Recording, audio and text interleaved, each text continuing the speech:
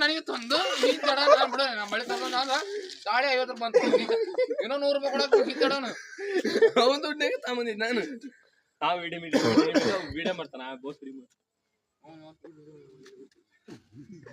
ಮಾಡ್ರಿ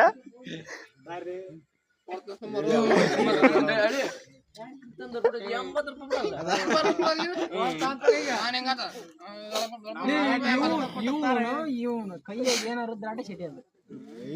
ಲಾಂಗ್ ಹಿಡ್ಕೊಂಡ್ ಮಕಾಡ್ ಅಂತಾನ ಚಾನೆಲ್ದಾಗ